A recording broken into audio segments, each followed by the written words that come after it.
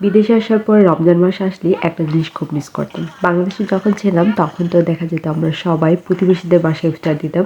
এই জিনিসটা আমার খুব ভালো লাগতো, একদম আয়োজন করে সবার বাসায় গিয়ে গিয়ে ইফতার দেওয়াটা। আর এর চেয়ে বেশি ভালো লাগতো যখন প্রতিবেশী বাসা থেকে আমাদের বাসায় ইফতার আসতো।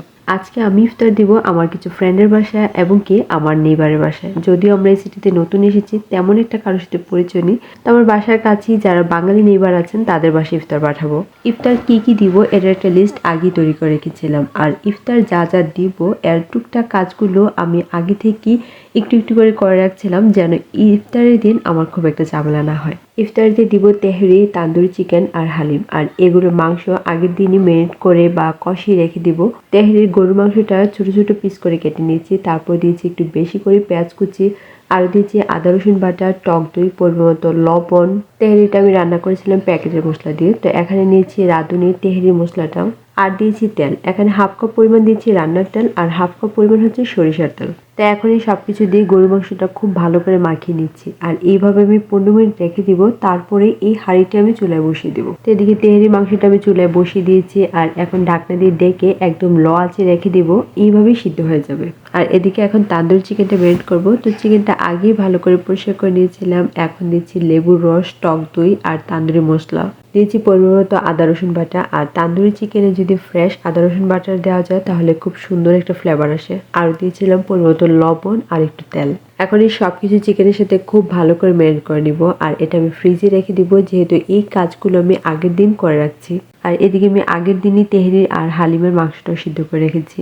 আর দেশে তো যে কোনো কাজেই হেল্পিং হ্যান্ড পাওয়া যায়, তো বিদেশে দেখা যায় যে কোনো একটা পার্টি করুক বা ঘরোয়া কোনো আয়োজন বা কোনো অতিথি আসলেও আগেভাগে কিছু না কিছু রেডি করে রাখতে হয়, তাহলে দেখা যায় যে একটু হলেও রিল্যাক্স থাকা যায়। আর এটা হচ্ছে পরদিন সকালবেলা পেঁয়াজু বানাবো, তো এখন ডালটা আমি ব্লেন্ড করে নিয়েছি। আর আরেক পাশে বোটটাও সিদ্ধ বসিয়ে দিয়েছি।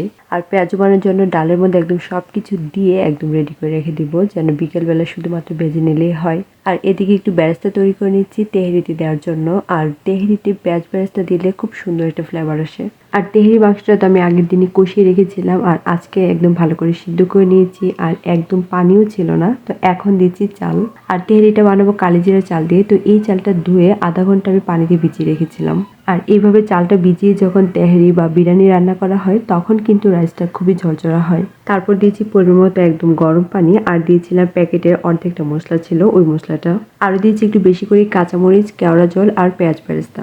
এখন এই সব কিছু দেওয়ার পর ঢাকনা দিয়ে ডেকে চুলার আঁচটা একদম লতে রেখে আমি দমে রেখে দিব।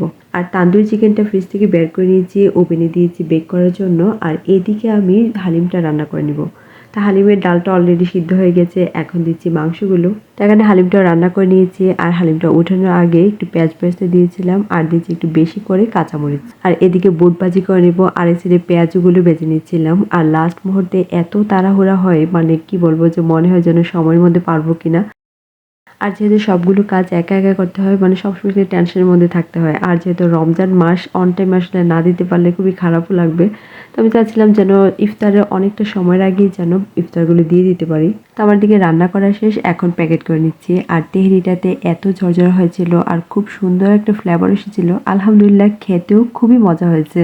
আমি সবসময় চেষ্টা করি সময়ের আগে রান্নাটা একদম শেষ করে নিয়ে যেন হাতে সময় থাকে খুব সুন্দর করে গুছিয়ে নিতে পারি। কিন্তু দেখা যায় সবসময় লাস্ট মিনিটেই তাড়াহুড়া একটা থাকেই। তবে এই খাবারগুলো একটা ছোট ছোট বক্সে করে রেখে দিচ্ছিলাম। আর যেহেতু বাইরে অনেক ঠান্ডা, এই খাবারগুলো অটোমেটিক খুব তাড়াতাড়ি ঠান্ডা হয়ে যাবে। সবকিছু একা সামলাতে একটু কঠিন হয়ে গেছে, তারপরও বলবো আলহামদুলিল্লাহ যে ইফতারগুলো খুব সুন্দরভাবে দিতে পেরেছি।